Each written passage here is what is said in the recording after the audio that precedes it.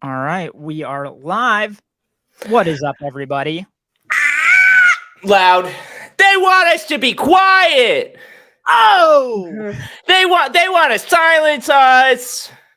not gonna happen, buddy. Never It's not gonna gonna happen. happen. It's never gonna happen. Welcome to the Biased Cut, everybody. Our live fashion podcast by two really, really uncool, just bottom of the barrel nerds who happen to know some stuff and enjoy fashion and clothing. What's But up, to Christian? bottom of the barrel losers. Mhm. What's good? I'm good. I'm doing better today. Viewers might know that I am clinically depressed, but I think things are turning better. They're turning out better for me. I found a therapist. And you might find that this podcast starts veering into more like wellness, mindfulness. I might start talking about like Wim Hof and like Gestalt communication. Don't lie. You got to be honest. It's not the therapist. It's our fantastic audience. You know, it's just like all the other influencers do. You know, you get on there, you say, "You guys, It's you do this. You make me guys. matter inside." You make me matter. Without you, I'm meaningless. My life has no meaning. Yeah, and you know, getting twisted. Getting twisted today. I have a beer. Damn right. Cheers, old buddy, Cheers. old pal. Cheers, everybody watching.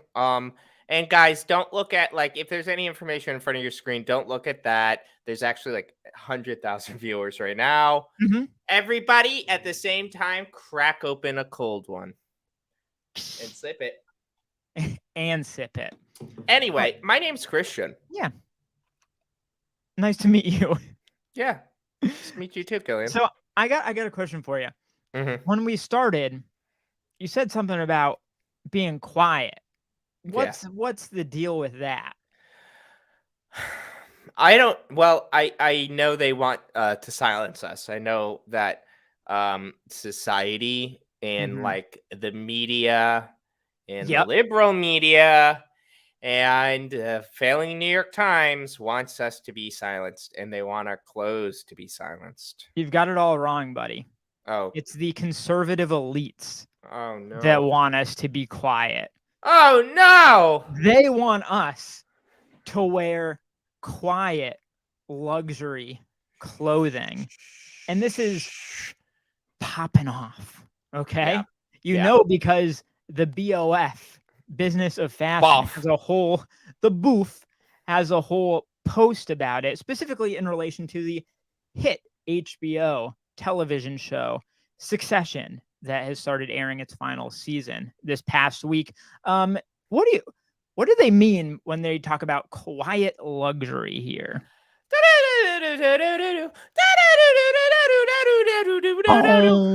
I'm just trying to make this podcast as unlistenable and unwatchable as possible.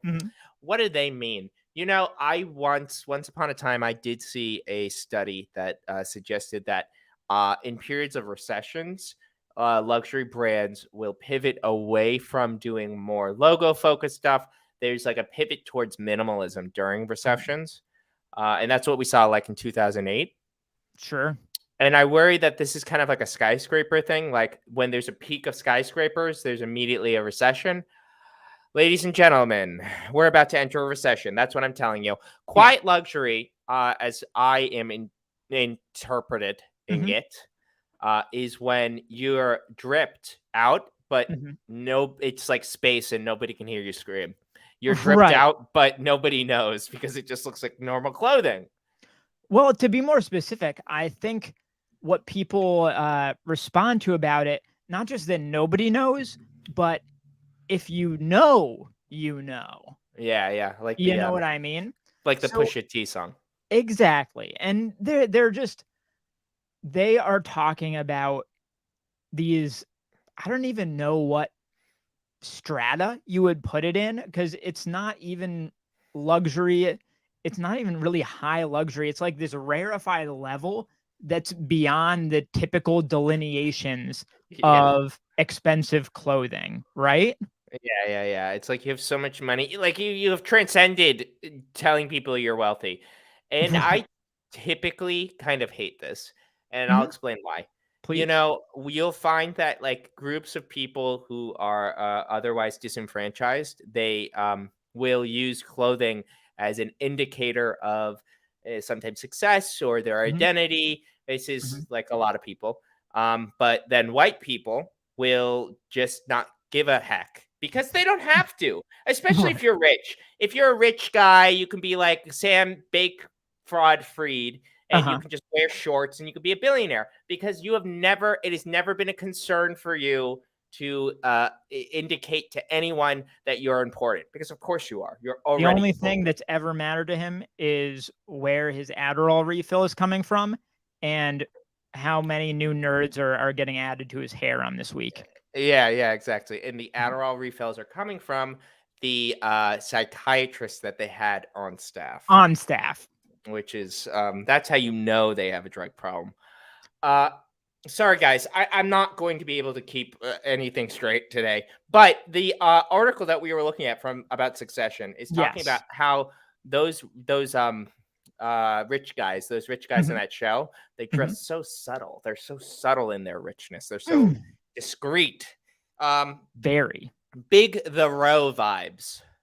Oh, yeah, and I think they go into it in this. There's a certain subsection, the row is one of the biggest, Xenia, Zegna, as the low Zegler. IQ pores might call it, right? I hate low IQ pores. Brunello Cucinelli, Yep, Loro sure. Piana, right? Yeah. It's a lot of brands, I'd say, that have, like, a material focus generally. Like, Yeah. instead of the cuts or I don't know, Fashion, maybe even of it. fashion of it, yeah, it's heavily focused on materials and craft, like a lot of silks and Mhm. cashmeres and alpacas and, that kind of stuff. Yeah, it's like I always think of it as like old Italian guy clothes. You Yeah. know, like if you ever walking down the street, I'm sure everybody can relate to this. Middle America, you're walking down the street, you see an old Italian guy, and he's got Right, like right. he's wearing a scarf at all seasons, and he has a vest, Like uh, the Pope. like the Pope. Yeah, did you see Mhm. that dripped out picture of the Oh, Pope he was recently? dripping. He was dripped out. He was I dripped got out. Hold on, pull it up. Pull it up. Pull up that picture of the Pope. Drip Pope must bring it up, right? Yeah, Oh, The yeah. Pope drip. Okay, if you're just listening, we're looking at a picture of Pope Francis. The figurehead, Mhm. the man who speaks to God, and he's Mhm. dripped. He's Yeah, dripped. What is if you that? wanna find it, we just confirmed that if you Google drip Pope, it will show up. Yeah, is that Montclair? Is that what he's wearing? I don't if it was Montclair, I think it would have the The logo little, the off little, on the the guy. sleeve, so Yeah, I actually don't know what it is, although my first guess was definitely Montclair when I first saw it. yeah. It's fake though. That's what I've been told. It's Oh. fake drip. So I wanna get back to this though, because I wanna take it a step further and ask why it's Succession specifically that is getting people so hyped up about fashion, and it has done this ever since I think it hit, like, critical mass of popularity, probably Yeah, last season, I would say.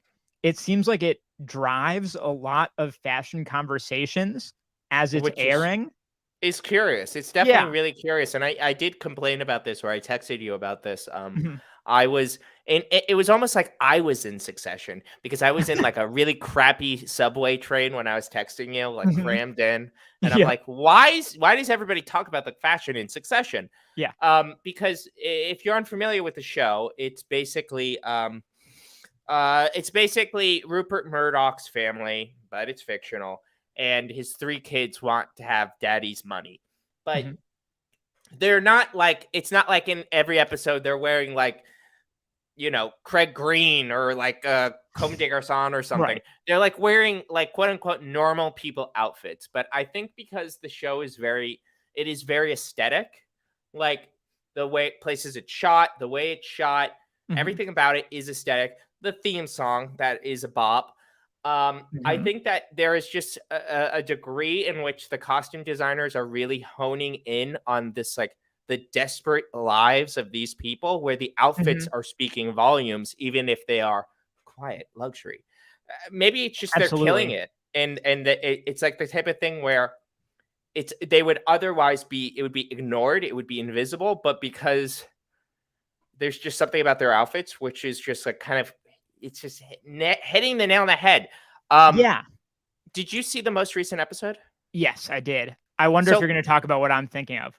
well, Hit it. I just like and this is before we even talking about this. I was just Mhm. thinking about the three kids. Their outfits were really kind of, I really strongly identified their characters, and it's Mm. otherwise just clothes, but they're clearly very expensive.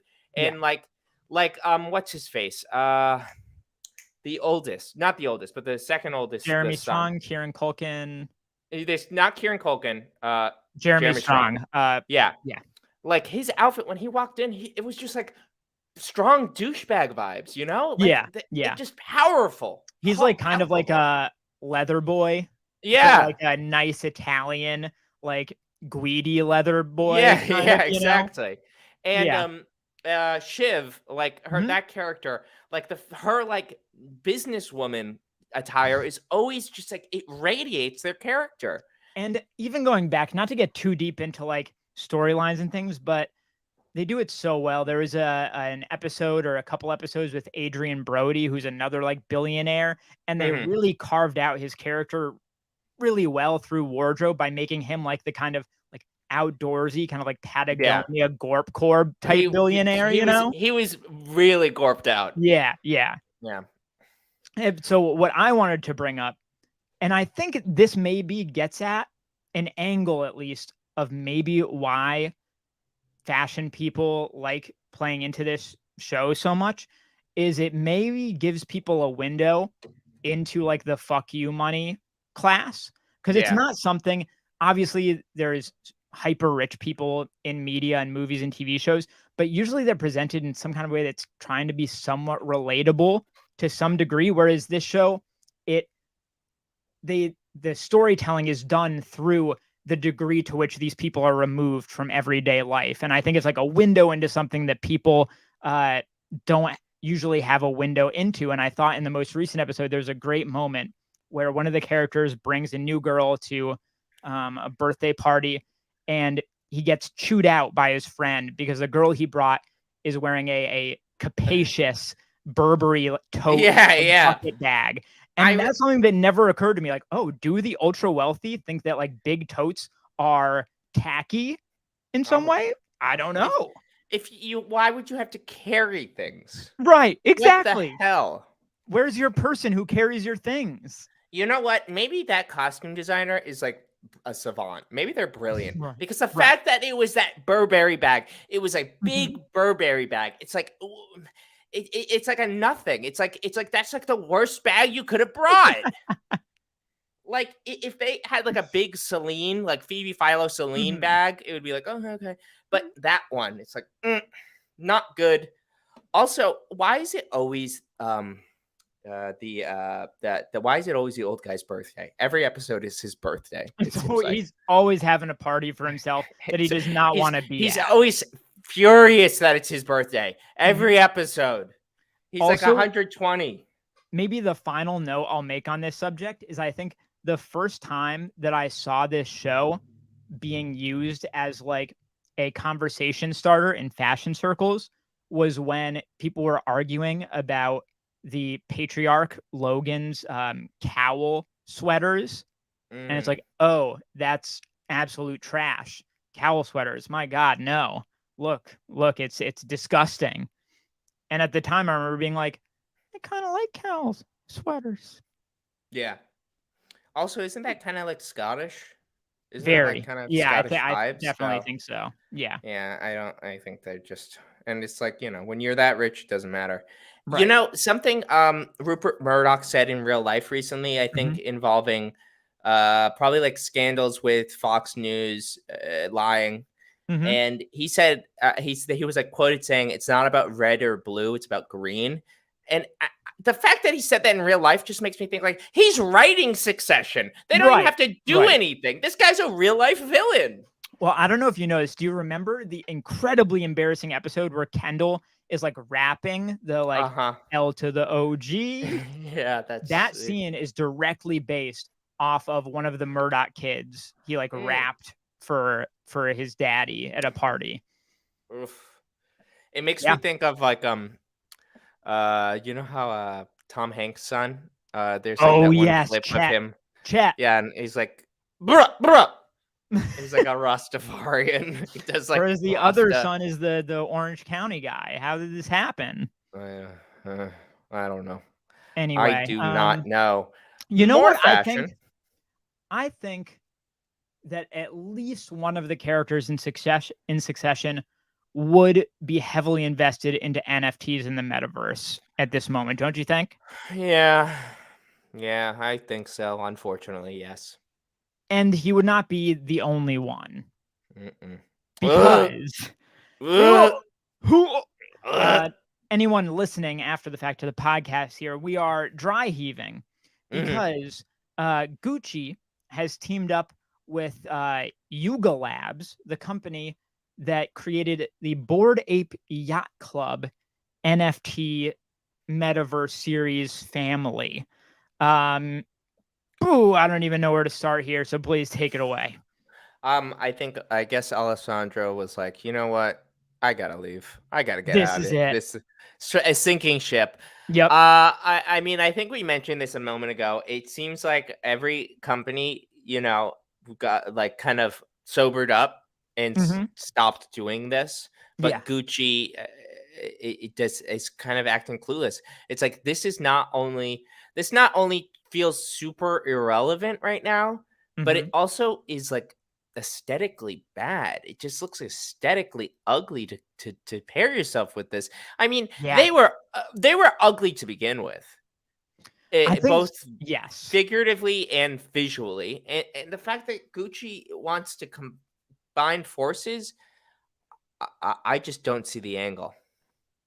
It's funny that you bring this up because I don't know. Have you ever watched the Folding Ideas YouTube channel? Yeah. I get around, bro. He just put out this video about Decentraland, which was like one of the many, 3D metaverse platforms that was out there. I think the Sandbox was another one. Obviously, Meta, Facebook had like their metaverse or whatever.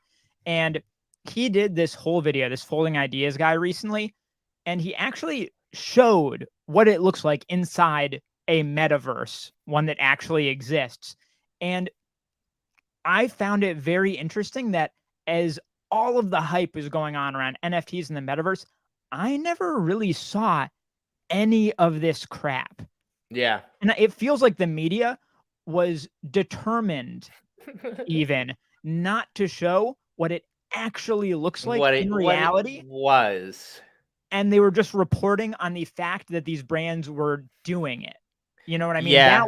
That was the aim. They wanted the words on paper, the eyeballs on articles with their brand name in it. But the reality of what was actually happening when these brands were getting involved in these projects was rough. Yeah. I mean, at the end of the day, and I don't want to get too lost in the sauce, but it's just like the metaverse was just, it amounts to a video game. Yeah. And this isn't the type of thing. This isn't like AIs where we'll reach some kind of like exponential growth curve. It's like, it's a video game. It is essentially. We're just talking about virtual reality. Absolutely. That exists. It has for years. So you're right now, all you're trying to do is pitch me something that is, you're trying to pitch me Second Life. And I am not like, I don't find that utterly remarkable. I don't know where they were going with this. They thought like it was going to explode somehow. Yeah. Guys, like Second Life, World of Warcraft, Minecraft, these are all much better metaverses than any of the actual metaverses that have been made are, Like what? The way that I think of it is this. There has to be some actual value being provided for people to jump on.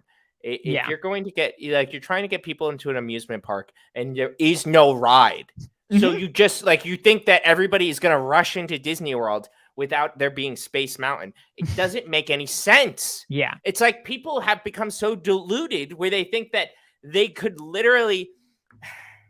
It's like in Zoolander when what's his face? Ballstein says he could wrap 2 shits in tinfoil, put fish hooks on them, and sell them to the Queen of England as earrings. That's what they thought they could do, but it does not make sense. And the fact that Gucci's involved with this, it's like utter nonsense. So people got sold. All these brands got sold a false bill of goods. They got built the school for ants. They bought a school and they were given a school for ants, right? Yeah. And it was so interesting when I was watching this Folding Ideas video. I should have realized this. It should have been obvious, but it didn't click for me until I saw this. He was walking around Decentraland and he was going around to the different places like that were, I don't know the examples, but for example, like the Gucci store and the whatever experience. All of those things are now plots of land with a contact for an advertising agency. Huzzah! So all of these brands that bought in, like Disney has now taken up residence in Decentraland. These were just some marketing agency pitched Disney, said, hey, you guys got to get in on the metaverse. They got in, they paid $100,000. The advertising agency did their thing. Then the contract was over. They stripped it down and now it just belongs to the ad agency again. Yeah. These things never actually existed in the way that they were being pitched as. I think that the scary kind of tragedy of like maybe the first part of this decade. Forget the virus thing, that was made up. Don't worry about that. But that there was so much basically cryptocurrency and metaverse BS was like there was so much of the way that the economies of the new world are going to develop. It's not about being more efficient. It's not about inventing something new. It's not about like enriching people's lives. It's going to be about basically multi-level marketing. It's going to be about pyramid schemes, and all they're trying to sell all they're selling is FOMO. Yeah, and absolutely. I think that was tragic that was like we wasted 2 years doing that. And it's just like it's so dumb. Imagine if the only reason people wore clothes was because you were worried that other people was going to wear the clothes before you or something. I don't know. Trying to wrap it back. I feel like you just described Instagram, buddy. Yeah. I was hoping I would kind of go full circle and make a funny joke, but you just described reality. Yeah, you did how everyone's existing now. But I think so. Thankfully, most of the brands, they spent their budgets, they got no return on investment, and they're out of the metaverse NFT game now. But there are some weird lone holdouts. For instance, Philip Plein, one of our favorites on this channel, in Decentraland, his logo is still plastered all over the place, as I saw in that video. And Gucci apparently is one who's still saying, like, we got something here.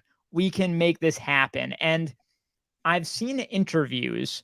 I haven't watched any because I don't want to throw up any more than I already do on a regular basis. But I see the titles of these interviews that Gucci has an actual person on staff, like a, VP of Meta or what, you know what I mean?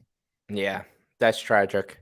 It is tragic. And I think that to some extent, I know that Gucci, like its identity has been kind of caught up in Gucci is the aspirational brand. It is the brand that exists almost to be gaudy, to be the symbol of something you're aspiring for, and is a little extra. It's a little flamboyant. It is the thing that is unabashedly Gucci, in the same way that Lamborghini is unabashedly Lamborghini. And so I understand that angle. And so like, in the way that it's like the metaverse, this is all campy and corny and shitty. But like, so like maybe there is a level where Gucci's like, and yes, we should be there, and we should Mhm. plaster our logo everywhere, and that's who we are. We're flamboyant and we're audacious, and that is why people love our brand. Yeah. So I understand that angle. I just think that at this point, I mean, honestly, it's just like, are the people? Do they not understand how computers work? There is no appeal to They're going Italian. on They there. don't know. Yeah, They live in literal ivory towers. They've never touched literal a computer in yes. their life. Literal ivory towers that the Romans built. Their Yeah. computers they're like steam powered computers because they're like Yeah. espresso machines, and they're built in the 1950s, and they're like a beautiful red enamel. And they're like, Right. let me start up on my computer. They're just like Shh. bedazzled DOS machines. Yeah. That all they do is just spit out like dotted matrix printer sheets of how many calves they have left on the family farm to slaughter for their leather. But I mean, like, honestly, it's like it's like, to me, like somebody was trying to sell cars in a world where there are no roads and there is no technology to make roads, and there is nobody is going out to make them. But they're like, we need to sell these cars because people are going to want to drive everywhere. But it's like, nobody invented asphalt, and we don't know how to make roads, and it's like jungle everywhere. Nobody wants them. Right. There is no point. I think it's so precarious because I'm pretty sure what they were sold was, hey, we can get you selling these cars as the road's being built. So you're there. It's the same reason Facebook changed their name to Meta. They wanted to be right there at that moment to be selling the cars when the road's built, right? I get it. I get that. But it's not like... But it was not true. But it's not like cars are new. It's like, so you want to jump on Second Life, a like 20-year-old video game that nobody's working on. Games are really hard to make. Yep.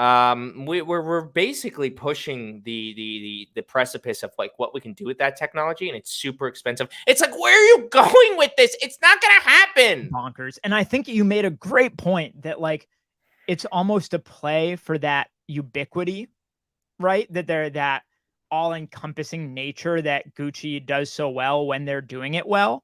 But there's a real danger. I was just reading about this, that in a way, it's actually easy to work your brand when you're working off scarcity. But trying to succeed within ubiquity is actually a much trickier thing to do, because then you lose this, I don't know, the coolness almost. Yeah. And I did not mean for that to be a segue, but I feel like it actually is. But I feel like it actually was. Bong! Like the bell, for whom the bell tolls. Bong! Bong! So on screen, we have a Instagram post from High Snobiety. It's got a picture of a tombstone with Supreme written on it, and it's like Supreme died. Now, for all 100,000 viewers who are watching this, you, I hope, are quasi-familiar with the video that I published a few weeks ago. I would like to make the comment that while I admit my channel is small and I'm a nobody and I'm, living a loser's life, there is no way that they didn't see my video. There's no way. I agree. I'm with you. I listen, it's a small community. I know everybody. 22.7K subs. Somebody at that office is listen. I get it. It's not popular. It's not like this video went viral, but like, I have seen people watch my stupid tiny videos before who work in fashion, and they mentioned it. These people saw my video and they took my idea. I'm with you. Guys, I'm unhinged today. This is unwatchable content. Let's take some of this cred back, given that this is your topic. Yes. Do you mind, if you'd be so kind, just giving a quick overview of the kind of thesis of the Supreme video that you made? Bong, bong. You know, it's like the Metallica song. Okay. So Supreme, it was like a few years ago. It was the brand that everybody was talking about. Somebody must have watched Blanks. Legitimately, dude. I know this sounds like I'm full of myself. I know it sounds like I'm arrogant. I get it. It only has 7,000 views, but like I've seen this before. People like it's a small community. People who like fashion are it's all incestual. Somebody saw this video and then pitched it. Um, so the point of my video was that Supreme was so popular. It was like a fever pitch, and it wasn't just among streetwear people. It was like your grandma was talking about it, Vogue was talking about it, GQ was talking about it. Everybody thought it was cool. All of a sudden, you wake up, and instead of Supreme being cool, people want to sell you the metaverse. But like it died. It reached a fever pitch and fell completely off. And so the point of my video was this. Like I was trying to diagnose like what exactly happened. Why would a brand go so cool and then just completely fall off?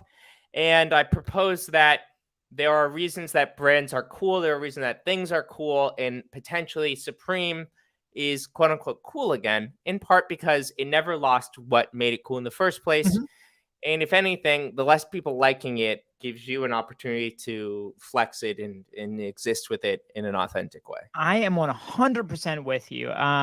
It's been a little bit since I've engaged with Supreme. The last thing I got was probably like 6 months ago. I got one of the Gummo collaboration pieces they did with the movie Gummo. But literally this very morning at 11 a.m. Eastern, I went on to grab something from the new Undercover collaboration that they just dropped today. It's Thursday. It's drop day. It's drop day. And I thought it was fantastic. The site worked great. I was able to add what I wanted to my cart. I checked out. It took all my information. It didn't boot me out. It gave me a confirmation message. And it was a smooth, frictionless experience. Literally infinitely better than any Supreme experience I ever had when they were like the hype brand. Yeah. I have one of the Comme des Garçons BOGOs. Like damn straight. Tea. Yeah. Damn straight. I remember like when I got that, I bought it online and it was a lot of yes, you know, yes. Like, and I got lucky, you know? Yeah. Because there's been a million other times, you know, back in the day when everyone was trying to do that, where you go, oh, okay. And then like you're like, okay, I can't get that. I'm not gonna get the thing I wanted. So let's try to you just gotta scroll down like what this one has the new tab, click on it. I guess it's still in stock, add it. Like and then pray. Yeah. So I remember the moment I noticed the first time that I think something was turning was, I forget if it was, have they done more than one Yoji collaboration? Yeah. So there was one of them that I did. It was kind of like graffiti-ish. I got one of the hoodies from that, and it was quite easy to get, and I didn't really like the fit of it, so I tried to sell it, and I had to sell it for below retail. And I was like, whoa, a Supreme Yoji Yamamoto piece reselling below retail. That is a little curious, right? Yeah, and it made me start thinking. It was just like, oh, something is starting to shift here. Yeah. Christopher asked, what did you cop? What did you get from the Supreme Undercover collab? I got the black studded cap. Pull it up. Pull it up. Let's see it. There was a lot of great stuff, but the other stuff I liked was legitimately very expensive. Yeah. I mean, like a lot of the Yoji stuff they've been doing, I genuinely think is pretty cool. Whoa, it says anti-war. Yeah. War is over. That's cool. That's like definitely your Hot Topic punk vibes. Exactly. That's 100%. I was just like, that's pretty me in that Hot Topic kind of way. Yeah. But I was just go ahead. I was saying like a lot of the Yoji stuff, and I showed this off in one of my recent videos. Yeah. I'm like, this is dope. I don't know. I think it's pretty cool. I like the Tekken stuff they were doing. I think Yeah, it looks like same. I would have the majority of these pieces. I would love to have this. Yeah. And it's like, it's still expensive, but it's not Yoji expensive. So No, God, no. it's like within the realm of a normal human being, you could possibly buy it. Okay.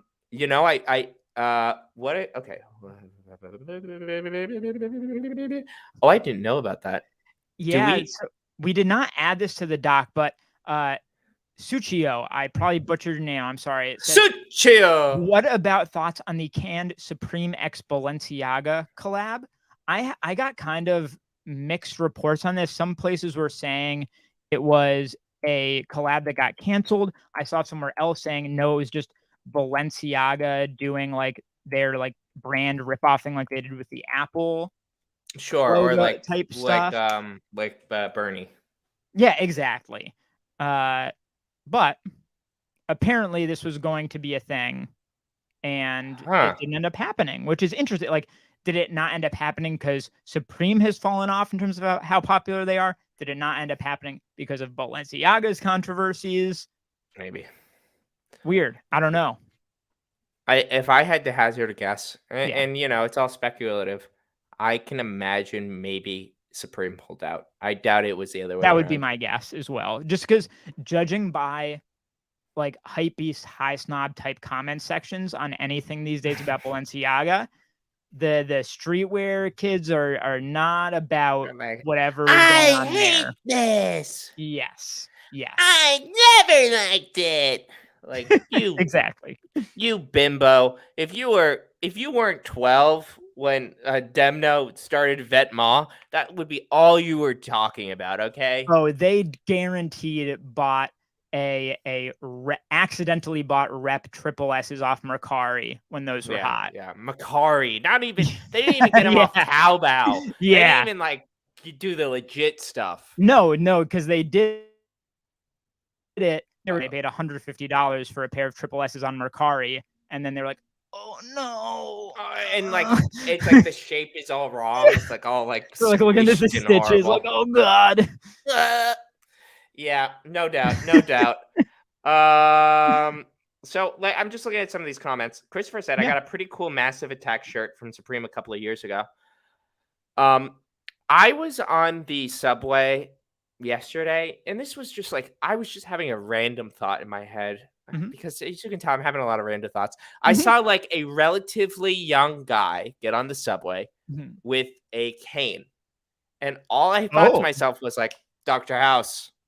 That guy's Dr. House. Massive Attack. And then theme song goes like dun dun dun dun. Iconic theme song. Yeah, iconic theme song. And weirdly similar to the Succession theme, I would say, in that kind of vibe. You know what I mean? It hits that same part of the brain. It hits. I think the guy who did the Succession theme, like the intro, or not the guy, I think it's like a studio. Right. They also did Mad Men's, which that makes perfect sense. You know what? Totally, completely different type of vibe. But I don't know if you've ever watched Yellow Jackets. No. That's one of my favorite theme songs that's running right now. It's kind of a weird like gothy riot girl punk type thing. It's fantastic. Here's one sick theme song, but then the content is jailbait. That's right. I'm talking about Evangelion. Oh, yeah. Good shit, Come at me. I'll give you that. I'll give you that. I tried to watch that show. It's all like I have to have sex with a child. But I was like, what's he gonna say? Is he going Euphoria here? No. Well, does Euphoria even have a theme song? I don't think so. No. It might just have like a tone. You know how some movies and shows they do that? They just have like a and then like cut to black and then it starts. How about A24? Let's give A24 a round of applause. You know what? Lawrence Pugh, Midsommar on Hot Ones this very day. It takes a New York City studio to show LA how to make movies. That's right. Do you want to do a segment? Sure. I'm excited for this one. So I'm going to be totally honest with you. we have sometimes done a good job with our segments and sometimes not so much. We get carried away. You know what I mean? We get rolling down a hill and suddenly we're talking for 50 minutes and it's time to do Q&A and hang out with you guys, which is a good thing. But we do want to try to make sure we carve off some time for a little segment for a while. We've been working on our brand. That's not done. We're just, germinating on some things. We had here. Karsten. We had a meme salon here yesterday to tell us how to make a brand. So exactly. And I say yesterday because I'm in a time loop. Every day is the day that we're recording. Every day is a Thursday. You're just never quite getting to the weekend. So this one, we're going to try something out today called the Brandomizer. Okay.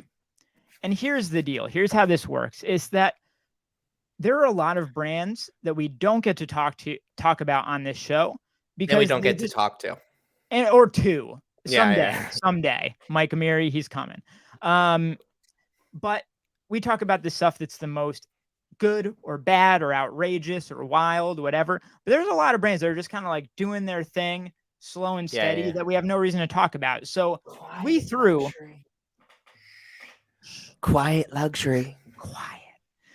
We threw a bunch of them into this wheel here. And what we're going to do, we're going to spin whatever it lands on. We're just going to opinionate on. We're going to discuss, and we'll see how many spins we get through. And any one we land on, once we're done talking about it, it's out of the wheel, and we'll throw in a new one that's not on there. Maybe you guys can help out with that. So all 100,000 of you, if you want us to add more brands, obviously throw them in the comments. You ready for a spin? Let's spin that wheel. All right, click to spin. Off we go. Come on. Big bucks, no whammies. Lanvin. All right. Where do we start here? Lanvin. Yeah. So Lanvin is a brand that when I was working at Ina, which is a chain of luxury boutiques in Manhattan, I learned a lot about a lot of brands that are like shh, quiet. Right. And Lanvin was one of them because I guess in New York there's so many rich people that they just buy whatever garbage exists. And as long as it's got a price tag that's eye-popping enough, right? Yeah, they're like, fine, I'll buy it. Lanvin, for a lot of the stuff that I had seen while I was working there, and kind of like a lot of it has been just kind of like low-key kind of stuff.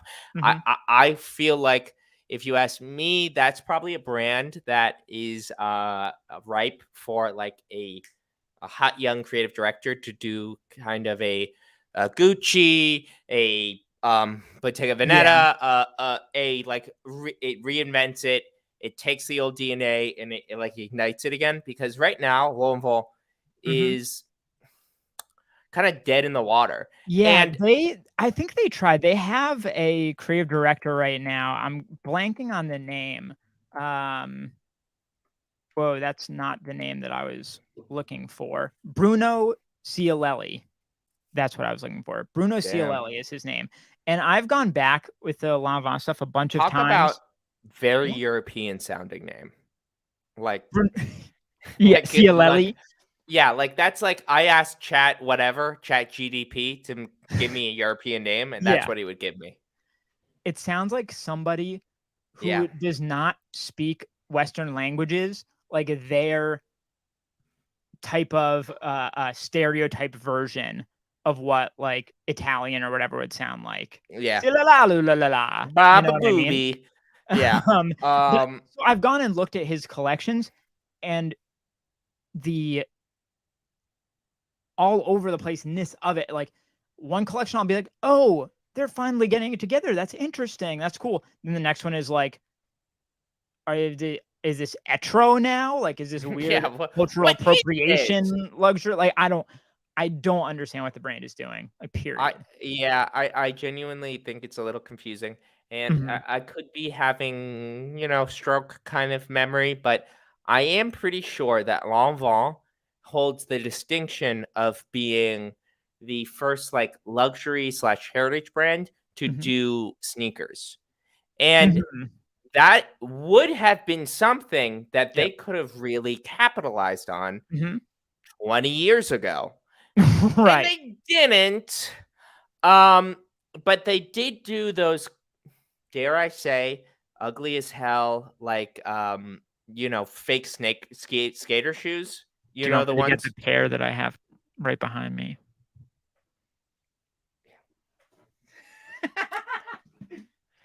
Damn, guys, you need to help me out. I don't know what to do here. Hi. Oh, yep. Hey, That's hey. what I was thinking of. That's it. Yeah, Uh, they're the Osiris D3 ripoffs, yeah, yeah. essentially.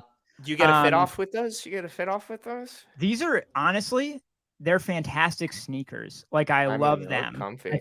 I think they're great. As far as like the comfort and the chunkiness, like they achieve what they're setting out to do. But I understand that there's something weird and tacky about them. You I know what I mean, mean? at the end of the day, the worst thing you can be is boring, which Yeah, those are not. true. Um, and I think Migos wore those a lot. Rest in peace, Mhm. Migos. I think Um, Virgil was a big fan, if I remember correctly. He would post his Rest in up a lot. peace. Rest in peace, Rippers. Virgil. Rest in peace, Virgil. I hate to point this out. It seems like if you wear those sneakers, you're gonna end up dead. Ooh, Oh, ooh, oof. boy. Uh-oh. We did get a comment. I think Christopher mentioned Mhm. that they did a collab with Gallery Department. Very true. My favorite brand. That's probably though the only reason they're clouded whatsoever. Lanvin, like you do see people wearing like those paint splattered Lanvin Gallery Department shirts Lanvin. and stuff. Yeah. Yeah, and I think that's the only reason they have any space in the cultural consciousness at all. Right now, yeah. Um, Outside of New York, where people are just so right, rich, they will buy right, like right, right. literally. I just assume that Lanvin has a store at Madison Avenue, and there are Mhm. just rich people who just will go in there and spend money. Like it just doesn't matter. I remember when I went to the outlets like above north of White Plains in New York. There is a They're store there. called they. It's an iconic Woodland, Woodfield, Woodbury. Woodbury. There you go. Like, I think we should all go. I We was already should. talking honestly, last time I was with the Jamila Monsters, which the Mm, fans of the show will know, Jamila mhm. Monsters equals, like, my fashion friends. Right. We were like, "We should all go to Woodbury Commons together." Killian, you come. Everybody on the pod, we I'm all down. go. I'm And you know super what else? down. You know what else? Mhm, Last time I was at Woodbury Commons, I went into the Acme store, mhm. and the 3 people working there knew me from my videos. Hey, goaded. Goaded. Goated. Yeah, now we have to go. Anyway, Um, it's a location. it's nice. And their store was the emptiest out of literally all of the ones I went into that day. Yeah, yeah. Tragic, sad but true. I mean, like, you can't take popularity for anything. Like when I was there last, Mhm, I went into the Marnie store and it was mhm. empty. And Yeah, and it's wrong. It was wrong because it's like that store's dripped out. They right, had like right. so many pieces, and I'm like, I would love to wear this, but even at 50% off, Yeah. $1,000 for a pair of pants is a lot for me. Marnie is the type of brand that like the retail is 1,000, but then you see a lot of stuff on like Ukes for 120. Yoops. You know what I Yeah, mean? yeah. But so here's the thing: Woodbury Commons, they definitely have a certain clientele. I will say, Hmm. if you're to gauge, like you'll see the lines at Gucci, Balenciaga, Prada, Hmm. like that stuff. Prada.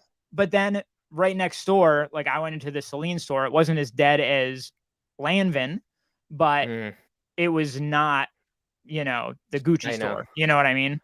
I remember, and this is like meaningless to everybody on Earth.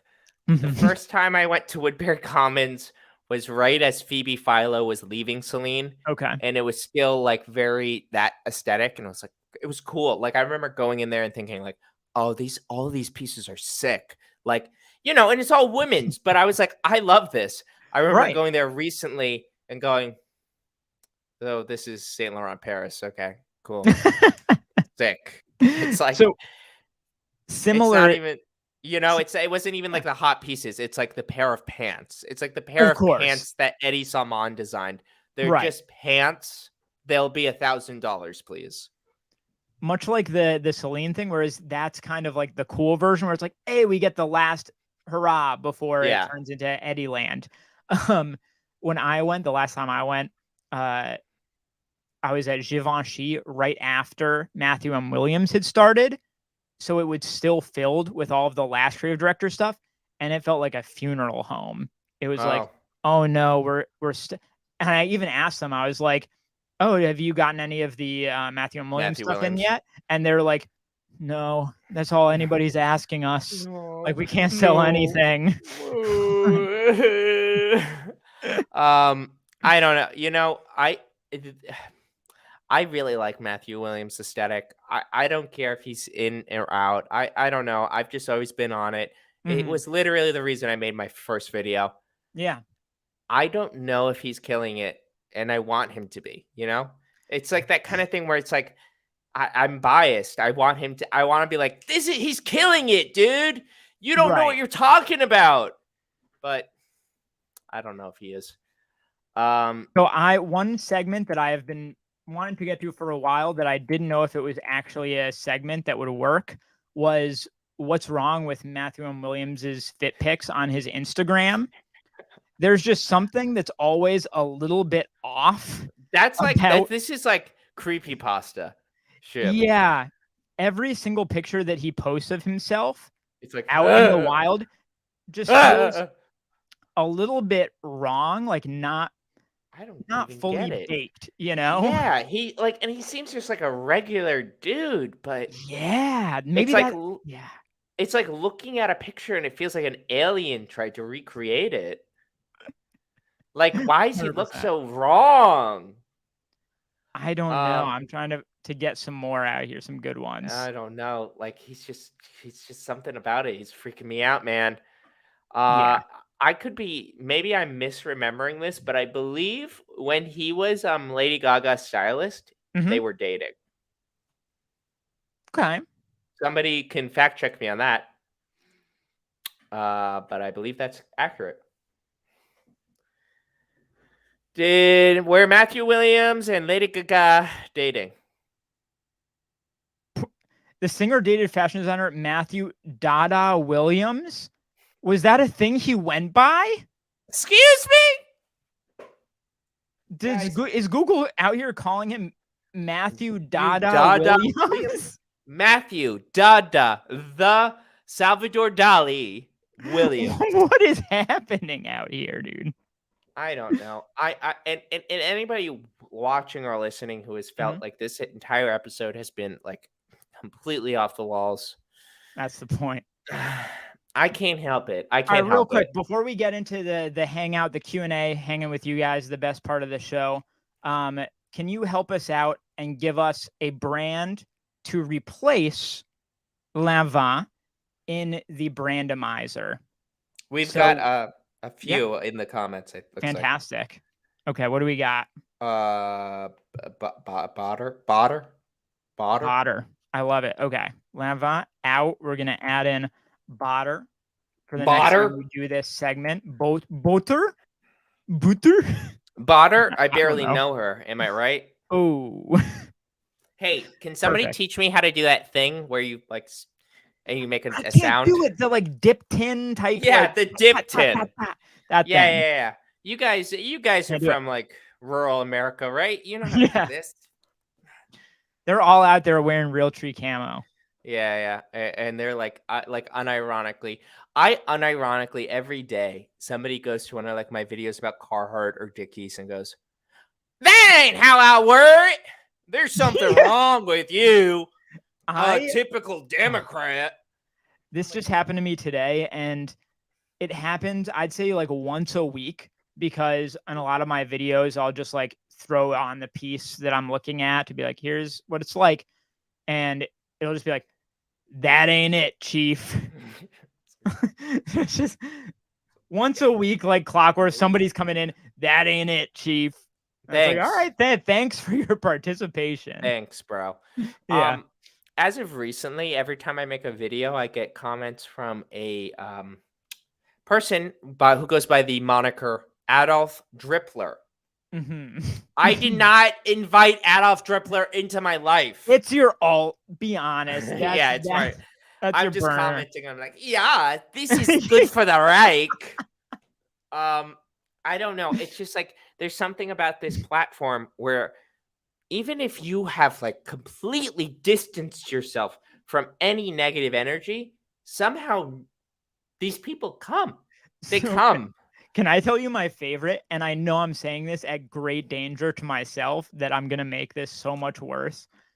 There's this one guy who I don't engage with for reasons that will become obvious, who all he wants in his life, all he wants is to see me in my Rick Owens Kiss boots as much as humanly possible.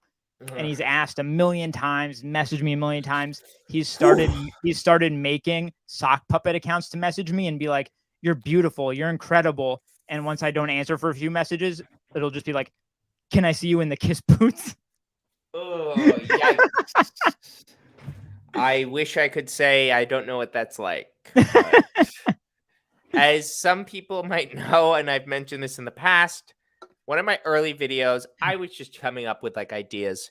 There was one season where a lot of designers were doing leather pants. The leather pants video. It became one of my most popular videos, and there's a clear reason why. People were turned on. They wanted to see me in leather pants. They were sexually aroused by the idea. And, no, I'm not here to shame anybody, but I had no sexual intentions. But that video that was like one of my first videos that got like over 10,000 views. And the reason is because people were horny. And that's a shame. It's a damn shame. And I would sometimes, like in the past, I would get DMs where people are like, "Hey, you should wear a pair of 501s and do a 360 and show off." Oh boy.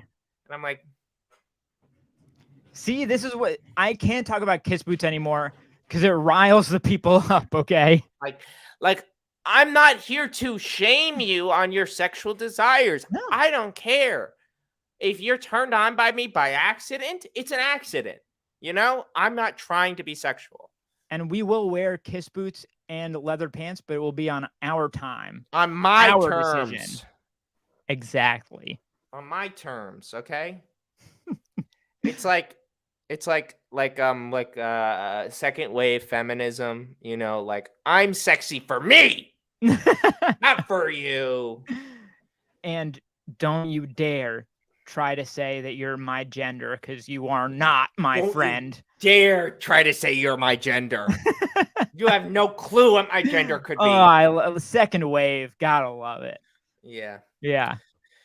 Have I talked about? Here's a part of my type 5 for like my comedy routine. Gender reveal. I'm sorry, gender reveal. Have you guys ever heard about these? Have you seen these recently? Gender reveals that are like all over the internet. Sure. First off, like who gives a shit, right? First, like I can't imagine caring. Secondly, you mean sex reveal. And I'm not being PC. I'm not doing a thing. I don't care. But we are talking about the genitals of your unborn baby. And you're trying to make a whole party about it. You know what? This is a great point. It's like, so they should make sex reveals basically like bachelorette or bachelor parties. Instead of doing like glitter and like blue or pink, it should be like dicks or poons. You know what I mean? Or pussies, yeah. Yeah. I mean, because honestly, at the end of the day, let's get real. You're obsessed with the whatever dick or pussy your child is going to be born with. I think maybe you shouldn't care that much. I think that maybe that makes you a weirdo, kind of. This is just my opinion. But most of all, I'm sorry. The gender of the baby? You figured out the gender? And the people who do those like super gaudy, like forest fire starting gender reveal parties are the same ones. Just like spraying gasoline. And they're like, I can't wait to see what color the fire is. Those people are the same people that when that daughter is like 2 years old, the dad is going to have that t-shirt that's like, you will never do for my daughter what I will. You'll never be half the man like a Facebook her daddy t-shirt. is. You will never. Yes. It just seems like, honestly, at the end of the day, it feels like to me, like, is there a genitals? Was there a genitals that you would have been disappointed by? And that just seems like kind of weird. I don't know. I get it. People are excited about their child. They're excited to prepare for it. Mhm. They're like, oh, my baby. But it's like, maybe love them either way. I don't know. Just like call it a sex reveal. Just call it a sex reveal. Yeah. It's like how China has like way too many men versus women now. And it's like, wow, who could have guessed that this 2-child policy thing would bite us in the ass and that people would just yeet their daughters because of their sexist culture. Yeah, that was a unfortunate. Hey, you guys all remember the episode of House where the woman, she was like having like brain problems and like, what's wrong with her, House? What's going on? And was it the Dave Matthews one? Yeah, it was the Dave Matthews one. Okay. And it's like, you know, I can't even like, honestly, I can't even think of like a fake Dave Matthews Band song to sing right now. Beats me. But it's at the end of the episode, they find out that she had like a needle, like a metal thing in her head because her parents tried to kill her because she was born a woman in China. Oh. Yeah. Yeah, makes you think. Kyle is putting in his own recommendations for our badass daddy shirts. Not a stepfather, a father who stepped up. Hell yeah. That hits in the feels. You know what I mean? I'm sorry, guys. I've been a little off kilter. I've been a little extra tonight. I'm sure I offended some people who were like preparing their glitter nuke to reveal that they're like, guys, don't worry, it's gonna be a boy, it's not gonna be a girl. They're like literally holding their bags of glitter. They just got back from Party City. They're listening to the podcast. They're like, wait, what? Yeah, like, we don't have to abort this one. It's the right sex. So I'm sorry. I'm just it's comedy. It's a part of comedy. Yeah. This was an interesting episode. I think this was an interesting one, and I had a great time. Yeah, I had a great time. I think we did talk about some fashion. So for sure. We spun a wheel and we talked about Lanvin. Mm-hmm. I guess we should allow, even though we're in overtime right now, we should allow our audience to, if there are any comments, concerns, any final thoughts, hit us. Metaphorically. Speak now or forever hold your peace. Yeah, please. Honestly, it's chill if you don't.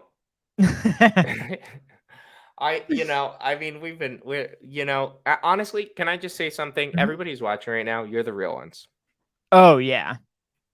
I'm sorry. You're the real ones. You are. I didn't really promote it today, this week. If you're showing up, I don't know, for whatever reason, you're a sick freak and you get entertainment out of this. All right, we got 3. We're gonna quick hit them and then we're gonna close it. The Suchio, Christopher, Marvin. I'll do it. I'll do it for you. Okay, Suchio, hottest male fashion designer currently in the game. I don't know if that means designing menswear or male who is a designer. I take it as a male who's a designer. I think so. Well, I guess we should just rule Rick out because it's like it'll make the game unfair. Right. Also hottest. So it doesn't necessarily mean best, but like who? No, hot, like sexual. Oh shit. Oh fuck. Tom Ford is a good-looking guy. 100%. Straight up. He's a handsome-looking man. Zaddy for sure. He's a zaddy and a half. I also think like Marc Jacobs is a good-looking guy. Yeah. Like think about like the ad campaign for Bang, the perfume. He got in shape for that. He was pretty good shape for that. Maybe like a Jerry Lorenzo. I feel like he'd protect me. You know what I mean? Sure. Yeah. He'd be like, as God is my witness, I will not let you attack Killian. he would like do like the, Father, Son, Yeah, Holy he'd be Ghost, and then he would hold me. like, Yeah. Yeah. and like shoot a cross beam. Yeah. Yeah, yeah. I love that. Great. Next up, Uh, Christopher, biggest fashion regret, something you missed out on, regret selling, etc. Shut That's up! it. Don't tell me. Damn. Don't make me cry on pod. Mm, Um, biggest regret. yeah. That's a tough one. I don't have a ton of like heavy regrets, I wouldn't say. There was Yeah. this one time, I think I was like a junior in Mm, college. That's how it works? Yeah. mhm, There was a thrift store next to Caroline's dorm that's no longer there. I think it's a carpet store now. They had a mhm. pair of like moleskin Margiela pants that Oh, were fuck. like under $100. Jesus And Christ. at the time I was in college, so I'm like, these are cool, but I can't afford it. Right.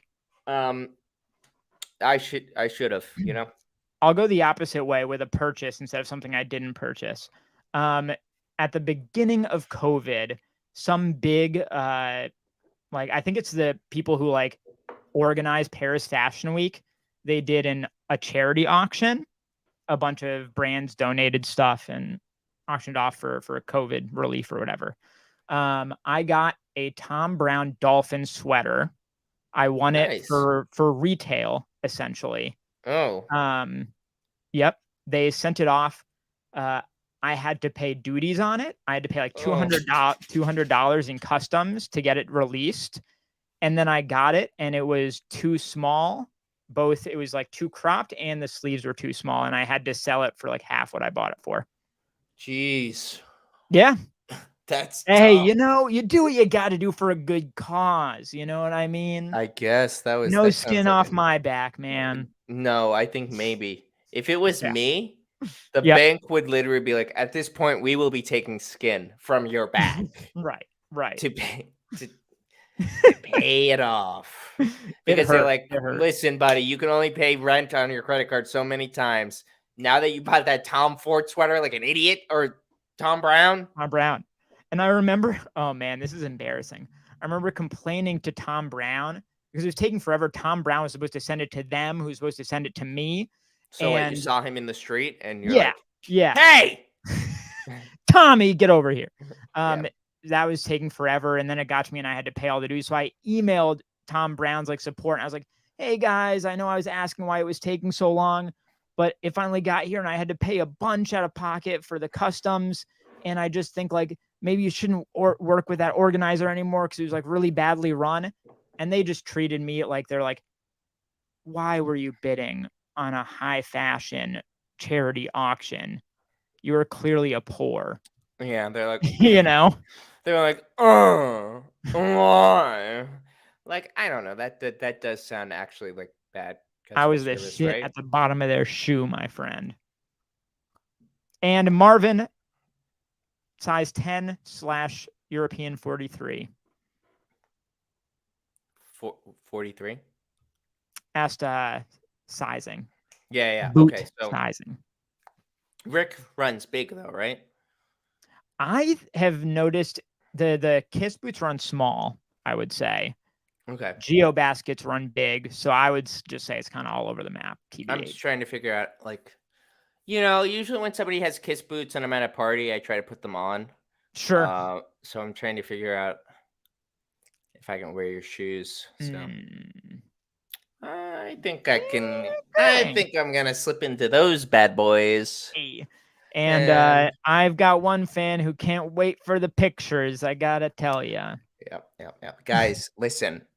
I talk about, oh, I'm so sad. I wish I had a job.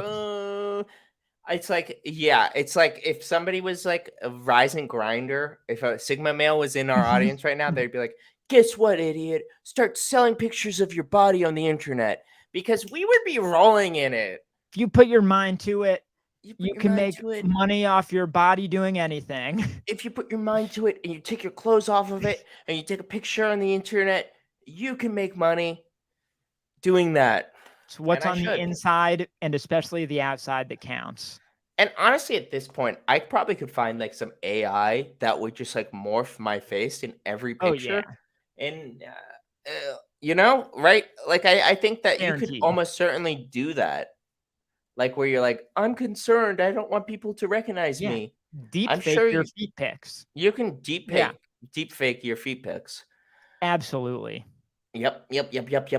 All right, so we'll get working on that. In the meantime, where can people find you? You can find me right here on youtube.com. It's Brave New Wear. And guys, I'm working on a new video. It will, God willing, be out this Sunday. Hell yeah, I'm excited. As for me, I'm Low Luxury on YouTube. Same ass thing on Instagram. This has been the Biased Cut. Thank you so much for being here. Catch you guys on the flip side. Peace. Thank you, everyone.